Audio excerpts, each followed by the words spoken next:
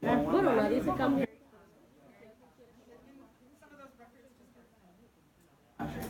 Mira, él solo cambió. We pay a lot of attention to birthdays here. Okay, so, let's see, and sir, what country were you born in? Afghanistan. Okay, do you have citizenship in any other country? No. No?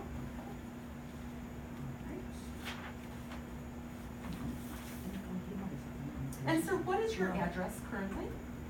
8221 East Brighton Avenue, apartment number 914, Syracuse, New York, 13205. And how long have you lived at that address? 4 years. Okay, and where did you live before break? I was living in outside of Syracuse, Park Street. Okay, and now, this gentleman lived at his current address for 4 years. Now, almost every question I ask, we're gonna go back 5 years. So you would need your exact address, and yeah, I mean, he maybe just isn't remembering it, but he would have filled this out, and we're gonna go back for at least 5 years to get all addresses. When someone's lived in one home for 20 years, that's a great day for me.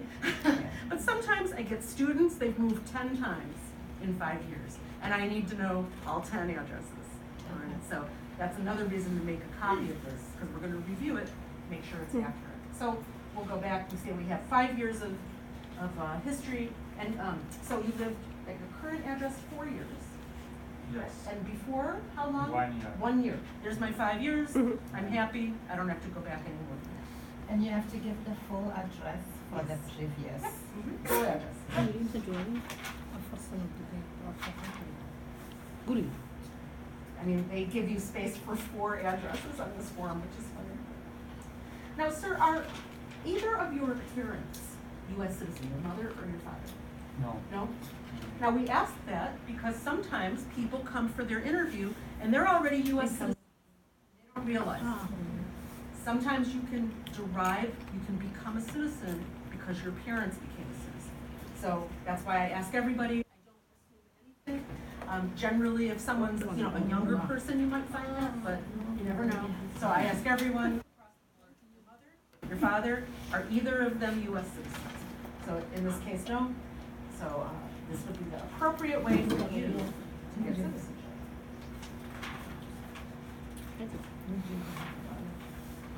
Sir, are you working anywhere currently? No, No? I'm not. Have you worked in the last 5 years? Any jobs? No. And that's fine. We just had a question, I think it was out of the Syracuse office, where somebody felt like they felt funny saying no. And it's not a requirement. You don't have to work. There's a lot of reasons people, some are retired, some are students, some are stay-at-home moms or dads. So you don't have to have an employed position, a paid job. So just know that, that's fine. That's a perfectly acceptable answer. And we will also, with your employment, go back for 5 years, or school.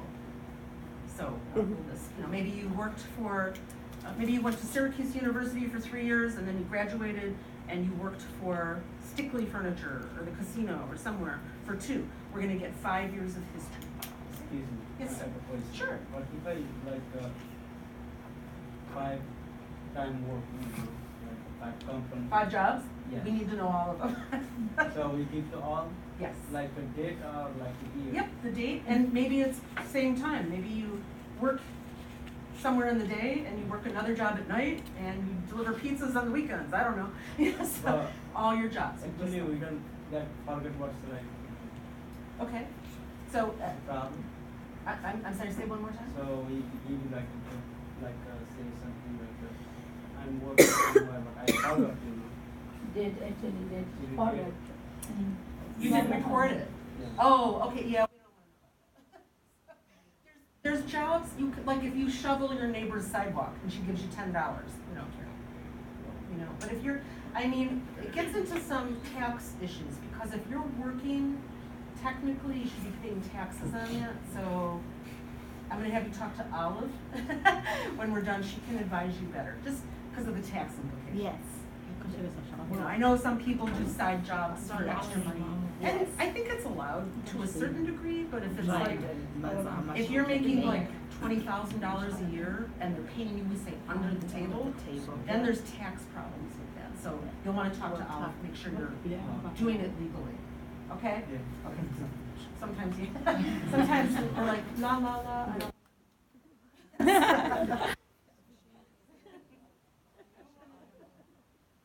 Okay.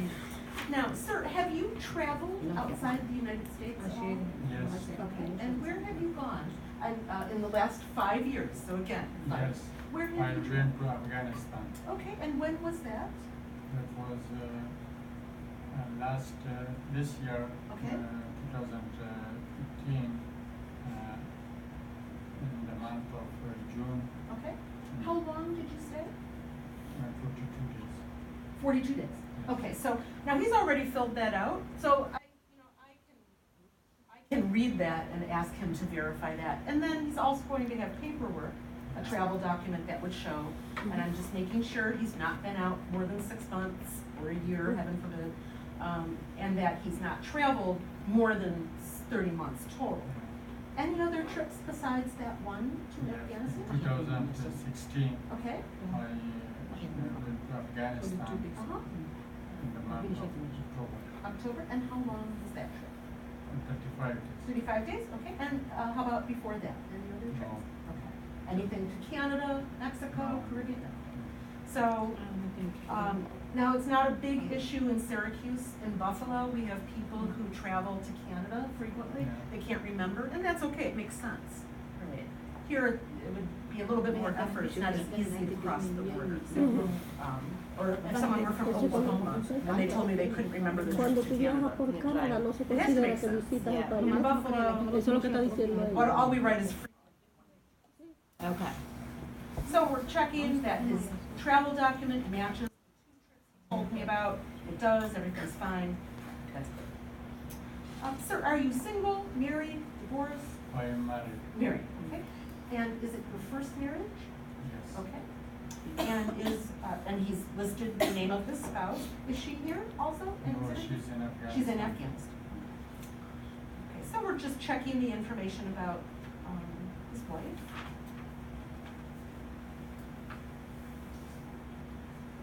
And you've never been married before, just the one time? No, Okay. it's not. And so do you have any children?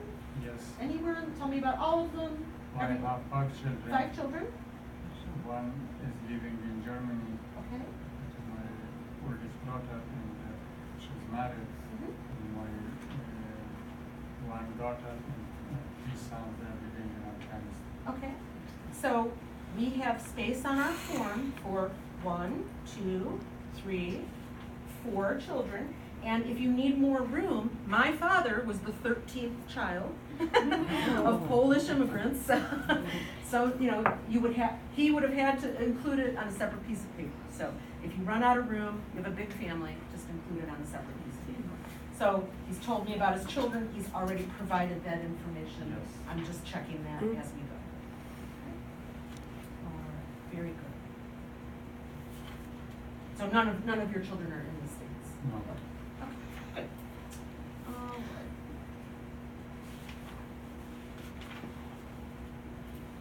Now, this is where things have changed a little bit.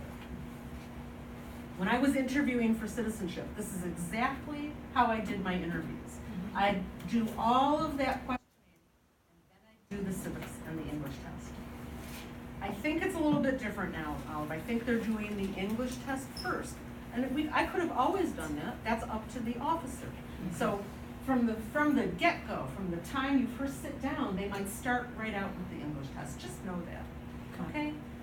Some people like to get it out of the way. I always like to talk to people a little bit first, make them more comfortable. Yeah. But we have some new technology I'm gonna show you in a minute.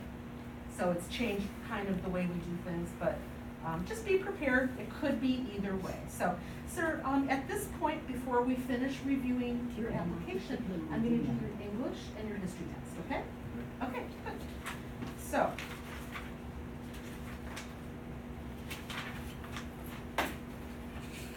this won't be in your interview. This is